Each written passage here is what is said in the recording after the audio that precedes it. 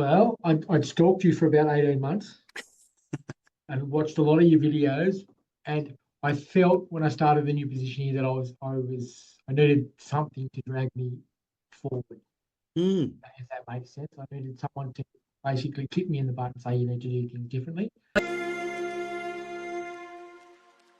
Dave, really quickly, could you tell us who you are, where you're from, and what you guys do? I'm Dave Wells. I'm from the Central Coast of New South Wales.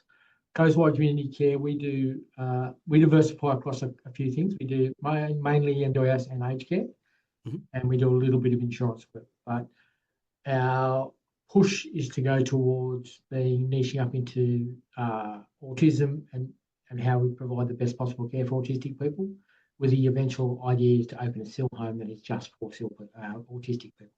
Yeah, amazing, amazing. I love that. And you've got a real passion around that, which is definitely comes through in everything you do. So congratulations. Thank you. I'd love to find out, since you've been a part of Profitable Provider for a few months now, we've been working together, we've done some really cool stuff. What made you decide that I need to jump into Profitable Provider? Well, I'd stalked you for about 18 months and watched a lot of your videos. And I felt when I started the new position here that I needed something to drag me forward.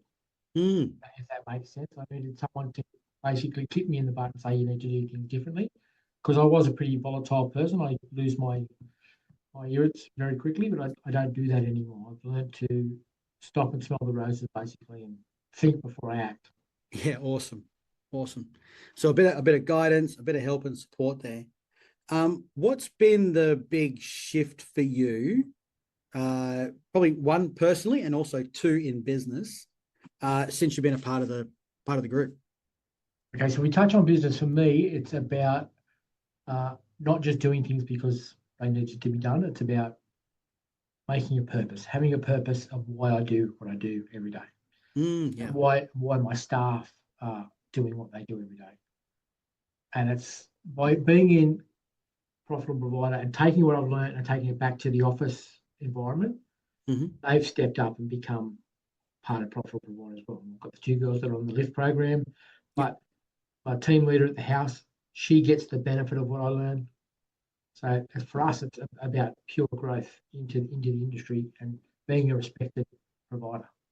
Amazing. We've got a lot of components inside of Profitable Provider. What's one of your favorite parts? Oh, you know that. It's the Wednesday call. It's because you make us do things, but you also allow us to bounce off each other. Yeah. It's not that I'm the coach, do as you're told type thing. There's some very in-depth conversations held on that Wednesday call. A lot of problems solved. I think one of the big things a lot of people realize, it's really lonely when you're at the top sometimes and you haven't got people you can have those conversations with. Yeah. And I think Wednesdays are definitely the place where we can have those type of conversations. Right? Definitely. But also, if you take that Wednesday thing into your local network, I've strived really hard to get a local network where I can bounce off people and have the same sort of thoughts that I do, and are quite prepared to tell me, no, you've been an idiot. Try something else. I love it. I love it. One of the areas we really focus on is helping the business we work with become a local leader and be a bit of a hub in that area. What are some of the changes that you've seen in the last few months? For myself personally? Yeah. Well, the first thing is I'm doing a provider hub tomorrow. I'm leading it. So that's a big thing for me to put myself out there to do that. But it's also part of my strategic 5-year plan for myself, where I want to head. So personally for me is that I've lost my imposter syndrome. I don't have it anywhere near as. I remember talking to you at the summit and I felt out of place because everyone else was a business owner. I was the only general manager, but I don't feel that way anymore. Yeah. I talk about it as being my business. I had a conversation with Bhargav last Wednesday and it was like our business. The whole conversation was our business. So for me personally, you've given me the confidence to have that 99.98% autonomy in the business that I run. That's beautiful. Thank you so much.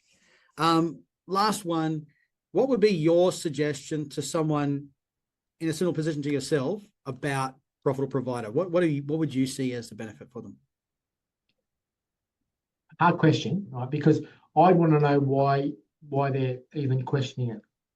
If you're coming to me and asking if profitable providers are good, why are you questioning? Because there must be something wrong, something that's not quite right in your business.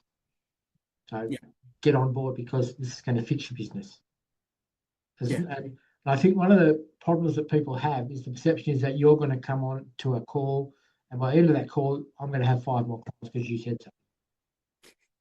Right? That's the beauty of this, is that no one thinks that. Yeah. You set the boundary up very early. That's not what I'm about. We're about growing the business and growing it ethically and morally, and not too quickly. Yeah, I love that so